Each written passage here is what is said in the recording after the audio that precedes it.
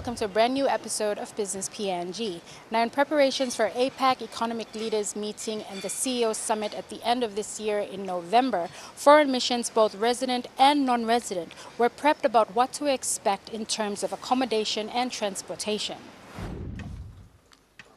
The APEC PNG Coordination Authority held a briefing for foreign missions in the country, resident and non-resident, about preparations for the upcoming APEC 2018 Leaders Week. The briefing addressed important concerns such as accommodation, transportation, and security for the delegates from the 21 APEC economies during the week. Just months away from the meet, foreign missions are already organizing logistics for the arrival of their respective leaders and delegates later this year. As host country and host city, preparations have been well underway for Port Moresby in anticipation for the APEC leaders and delegates to ascend in the country. Our meeting venues are near completion. The most important of these is APEC House, where the leaders' meeting will be held. This is an iconic building that is on our beautiful Ella Beach waterfront, and you'll see at the moment as well, landscaping and the final touches of Ella Beach are well underway and will be finished by July. It is built on reclaimed land and specifically designed for APEC in terms of leaders' meeting functionality and very important for security as well. Construction will be completed ahead of schedule in July, so we look forward to also inviting you to have a look at APEC House when it's completed, so you can see. Final airport renovations are underway and will be completed in the coming months. Changes to road networks are being undertaken, and I apologise for any delays that you have driving around the city due to the road works, but it's worth it in the long run. According to the APEC PNG Coordination Authority, accommodation is the most challenging aspect as Port Moresby understandably lacks the hotel space. However, arrangements are underway to remedy this. For the authority, one of the biggest challenges has been accommodation, and I'll get straight into that now. We have only a limited number of hotels in Port Moresby, as you're all aware. We cannot accommodate everyone in hotels, so what we have done is something that has been done in other years. Not just for APEC, but for major events such as New Zealand for the Rugby League World Cup, for Samoa for the SIDS meeting, the UN SIDS meeting, and that's we've hired 3 cruise ships. We've already paid for the cruise ships; they're already being contracted, and we're going through final details now with berthing and any changes we have to do to the ports to make sure they're properly accommodated. So we'll ensure that all leaders are accommodated in hotels on land, the top hotels in the city. There will be some sharing between delegations at hotels. That's not new. That happens in most APEC years. What we have tried to do in our allocation of hotels is make sure that we minimise any language differences that might be between economies, because it is quite a high tense situation where you have delegations and their security protecting their leaders, and of course it's a very serious situation because these are leaders of our economies. The authority is in talks with Carnival P&O to hire 3 of their cruise ships, the Pacific Jewel, the Sea Princess, and the Pacific Explorer. The cruise ships will cater to foreign media and overflow of delegates, as well as the CEO Summit, which will be hosted on the Pacific Explorer and which will see more than 500 CEOs from businesses from APEC member economies. We have the 3 cruise ships. Now, they're divided between 3 different uses. We have the CEO Summit, which is a big event, of course. That will be on, I think it's Pacific Jewel. I'm mixing up my ships all the time at the moment. But it's it's a big ship. It has 2,000 beds in the cabins, and so the CEO Summit will be hosted on that ship. It's actually quite good to host it on the ship because it has a theatre that is purpose-built for productions that are, as the CEO Summit is. And that keeps it all contained in the one area. The cruise ships are, of course, floating luxury hotels. They're not they're not a barge or anything like that. They are a top-level hotel by P&O Carnival Australia, and will be very, very fitting, particularly for the CEO Summit. The next cruise ship is for media. We're having all media on the cruise ship, and that will accommodate the great bulk of the media who will travel for the Leaders Week, as we have every year. And the third cruise ship will be for staff overflow. So for each economy, we have space, cabins allocated for you to book. We book them online. The portal will be online soon. Will go live soon, and you pay for those just like any normal hotel booking. The cruise ship booking portal will be live in the coming days to allow delegates to book and pay for rooms.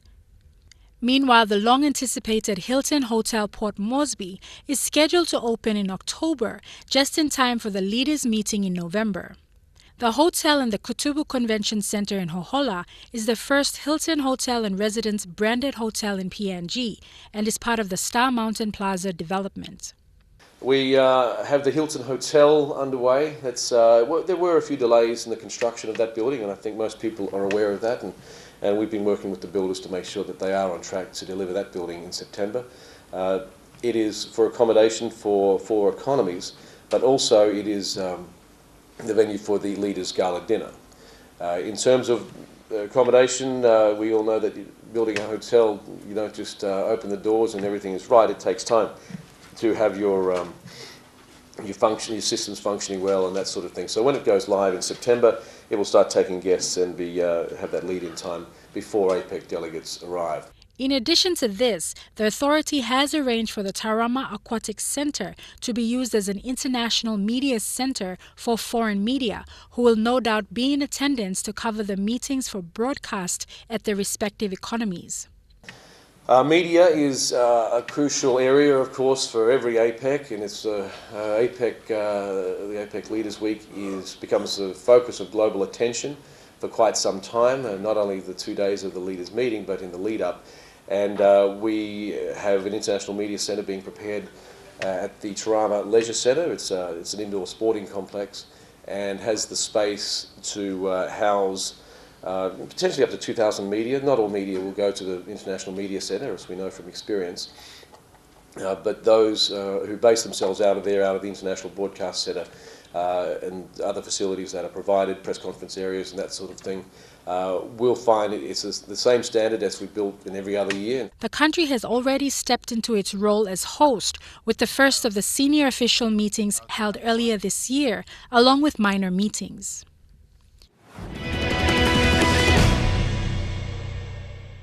I'm Leanne Durari in Port Moresby, and you're watching Business PNG.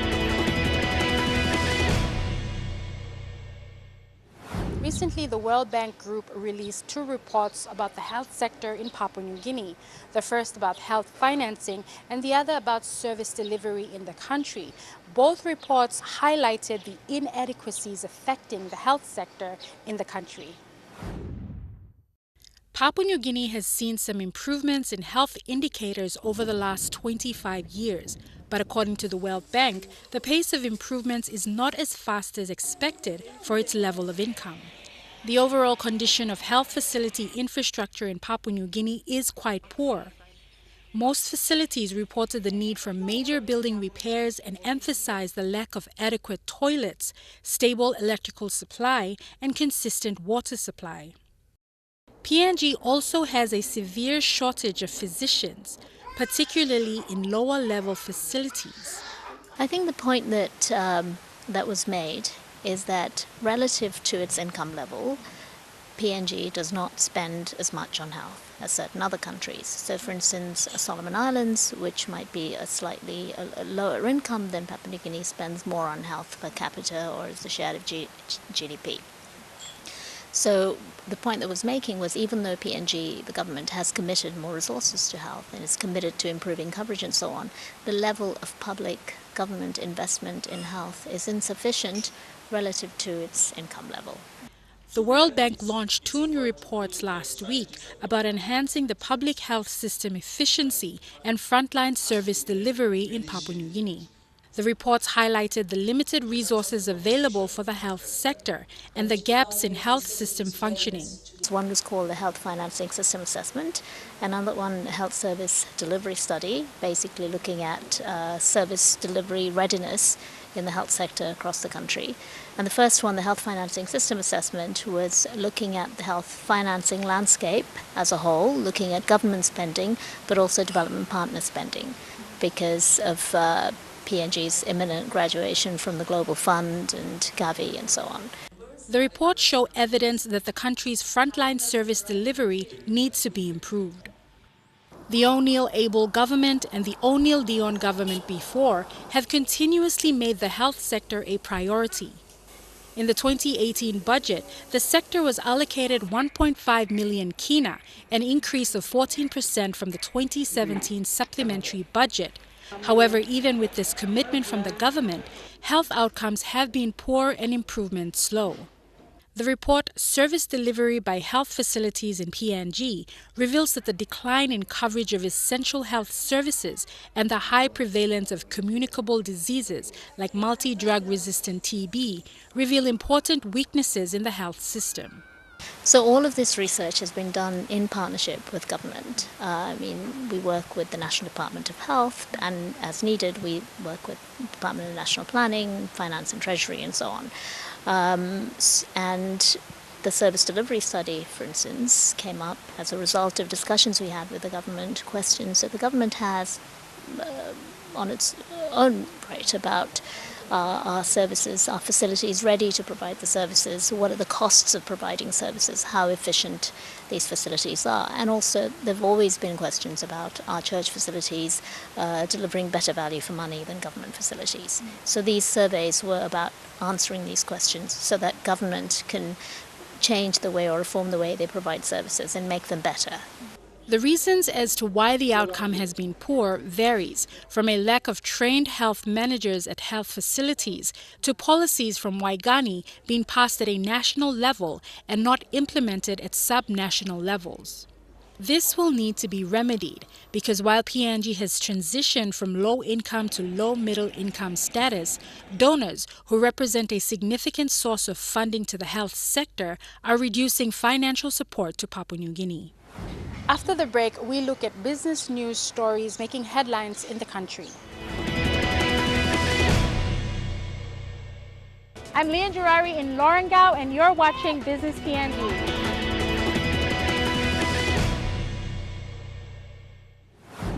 Now on to some news bites. The ICCC has taken a firm stand to protect the interests of people living in rural areas with regard to the stringent requirements imposed by NICTA for SIM card registration and deactivation of unregistered SIM cards.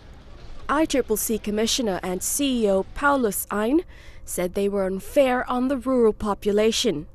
According to ICCC findings, most mobile phone users in rural areas of PNG's 89 districts do not understand or have the mandatory requirements to register a SIM card. We have a tedious process where it requires that poor little villager to have an NID identification card or a passport, copy of a license. Now all these things today, our rural and remote people do not have the benefit of having this form of identification. ICCC findings also show that of the 1.4 million mobile phone users in the country, 80% live in remote areas. That's about 1.12 million who will be left unregistered. The ICCC has come down hard on network operators, B-Mobile, Telecom and Digicel, for not taking more initiative to make registration accessible to rural communities. You look at someone living at home, walking distance, getting to a nearby bus stop or a dinky or jetty, and to jump upon and then go to the nearest destination, and eventually getting to a town, in our view, will cost at least more than 200 kina. The NICTA, being the regulator, went to the extent of going and speaking with, liaising with the churches in the rural areas to see if the people in the villages can come and actually register the SIMs through the churches. But NICTA has actually alluded to us that they have not seen that effort from the mobile operators. The ICCC, in its legal capacity, has requested that the government reconsider its decision because it would only deny the rural community of the benefits that would come with mobile phone services. ICCC has asked for an extension of another 6 months. We are, as consumer watchdog, we are mandated under the Section 6 and 7, 104, 105 of the ICCC Act to represent the consumers fairly and equally. The government, in its wisdom, has done a lot to have their SIM card registered, and we have no problem with it. And we are now sure that everybody in the urban centers and the cities and towns of Papua New Guinea may have been covered. But we are concerned that our rural and remote people need to be given a fair opportunity or another chance for them to have their SIM card registered. Going forward, ICCC has suggested that network operators partner with NECTA and the Department of Information, Communication and Energy to deploy teams to all 89 districts and work alongside ward councillors to register their respective ward members, and to do away with requirements of basic identification that would be difficult for people in rural areas to access. This is the waste from the sausage factory that was collected yesterday by the members of the community at around 6 p.m. The company trading as Wangsheng Limited was ordered to close by Lay City Council Health Division on the 17th of April for not providing legal evidence to operate. However, the company resumed operations yesterday afternoon and continued today. As we were interviewing members from the community, sausage waste from the factory leaked out through the brick wall onto where we were standing. Because me been gonna me ask him, Paul, you see him notice about this lab, compressor of on stop which I'm going to wara go inside the building. I'm still on it now. I'm all back really close all walking walk it. But I'm talking about them all close, but this like all pamim wara go all washing area inside. Na clean him no but stop. So I'm what all been talking about. The health concern was raised last month by a family over waste from the sausage factory owned by a Chinese company being dumped into their residence for almost 4 years. The formal complaint was reported to Lay City Council Health Division in 2014, but nothing was done. The matter was reported again this year and 2 inspections were conducted, but was not effective. When the same concern was raised on media on the 11th of April, the division issued a closure notice to the company on the 17th of last month, who failed to provide legal evidence to operate after a 3rd inspection. At the very beginning of the day, financial problem, Bible make one, Mibla Baluset, Nambla at Big Labina, Mibla Pin and Blast. Waste to go down there, beginning to play the water barret, no waste here to want them. All work, 9 o'clock night go, 9 o'clock night go low, 3 o'clock morning no stop, production and stop. Now by 5 o'clock morning, man, every smell straight, go to Barabi all to my community. After the closure notice was given to the company by the Health Division Inspector Paul Wiwi, he notified the residents to report to them if they see signs of the factory operating. The Ruembori family contacted the inspector last night and informed him about the operations and waste discharge from the factory. Wiwi cannot attend to the situation because he was on leave and there wasn't a vehicle available. When we sought clarifications from the health manager, Godfrey Warrior, he said they have attended to it this morning and told the company to stop work again. Despite that, the company continues to operate. This health centre serves 3 wards of Keapara, Alukuni and Karawa in the Rigo district. The only health officer says most times villages cannot be served because the health centre does not have resources to help them. As a result, many patients are forced to travel to Port Moresby to seek medical attention. We have mothers coming in to give birth here. We have children coming to receive immunization. And there are many other sicknesses that come and get help or saved here. Medical supplies for the health centre are delivered to them every 2 months from Port Moresby. The major concern is the state of the health centre. Since its construction in 2005, there has been no work done to renovate the building. We want to bring some development into our community to bring services for the people of Keapara, Alukuni and Karawa. Priscilla says the health facility needs renovation to serve the growing population.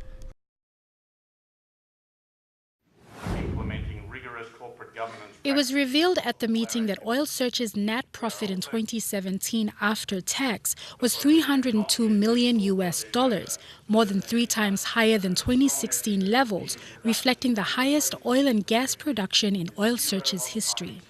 As our chairman highlighted, 2017 was a record year for production, underscoring good financial returns, cash flows and profits for our organisation. Pleased to say that through 2017 and into 2018 we've further built the platform of people and assets that we believe will continue to drive high returning value growth for our shareholders.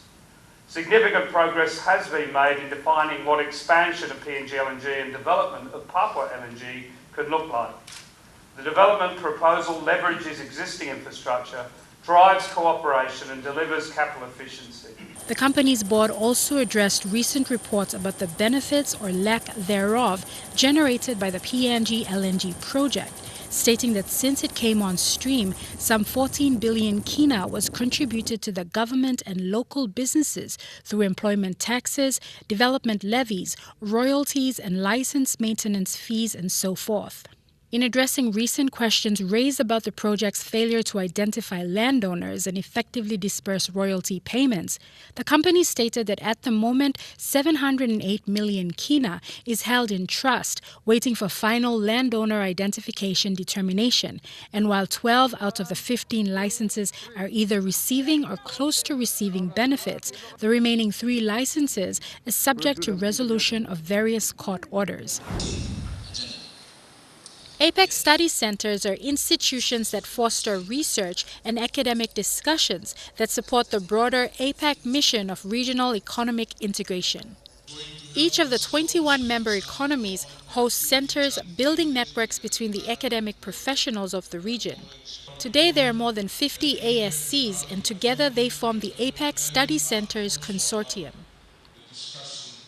The ASCC holds an annual conference, and this year Papua New Guinea's APEC Studies Centre, along with the PNG National Research Institute, is hosting the consortium conference. The annual conference provides an opportunity for academics and scholars from around the region to discuss their research and identify areas for collaboration. And that's all we have for this episode of Business PNG. For more information, or if you would simply like to view this episode again, visit EMTV online at the URL at the bottom of your screen. Or to simply join the conversation, like our page on Facebook or follow us on Twitter at the Twitter handle at Business PNG. Until next week, have a pleasant evening.